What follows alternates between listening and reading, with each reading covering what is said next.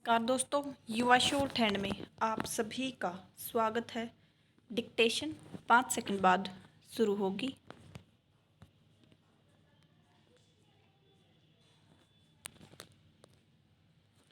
Start.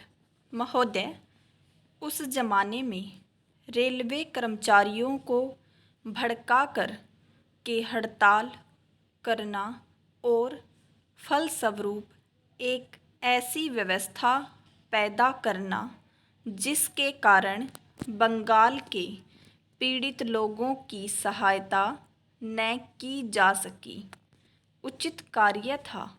Question mark.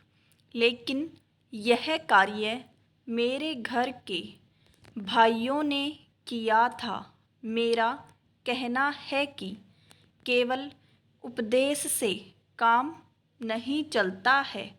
विराम।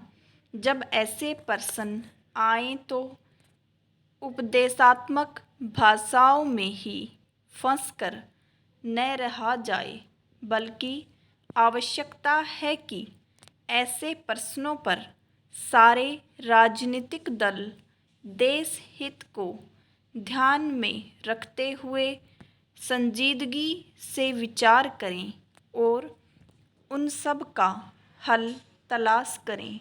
विराम। आज श्री वाजपेयी ने प्रधानमंत्री पर कुछ आक्षेप किए। विराम।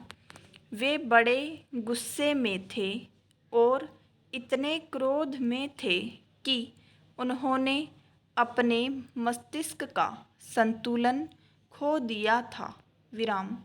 उन्होंने आरोप लगाया कि सरकारी कर्मचारियों के प्रयास से बड़ी बड़ी सभाएं की गई। विराम।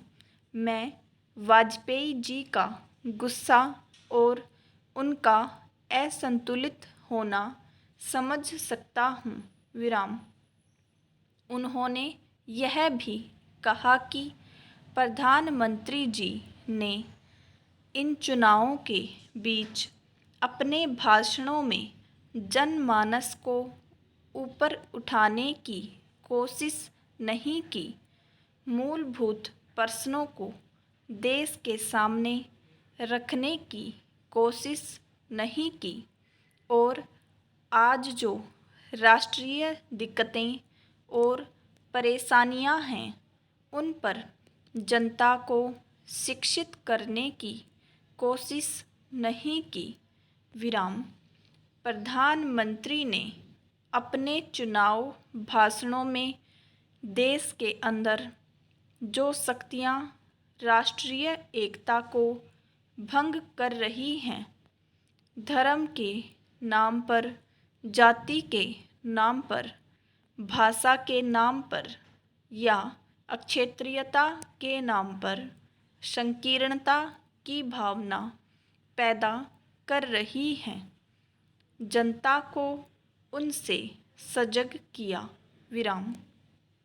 प्रधानमंत्री जी ने इस बात को अनुभव किया था कि उत्तर प्रदेश, बिहार और उत्तर भारत के समस्त हिंदी बोलने वाले इलाकों में जनसंघ संकीर्णता की भावना का प्रचार कर रहा है। विराम। जिस प्रकार से जनसंघ सांप्रदायिकता की भावना को बढ़ावा दे रहा है, राष्ट्रीय शक्तियों को तोड़ने की नीति चला रहा है, उससे हमारे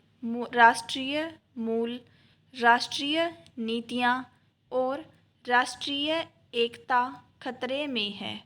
विराम। इसलिए प्रधानमंत्री ने जनसंघ के ऊपर इस बात का प्रहार किया था कि वह सांप्रदायिक शक्ति है और उससे जनता को सावधान हो जाना चाहिए। विराम। आज जो वाजपेयी जी का गुस्सा है उसको हम समझ सकते हैं। विराम। उन्होंने एक सपना देखा था, एक सुनहरा सपना। उत्तर प्रदेश में अपनी सरकार बनाने का, बिहार में अपनी पार्टी को बहुमत प्राप्त कराने का। विराम।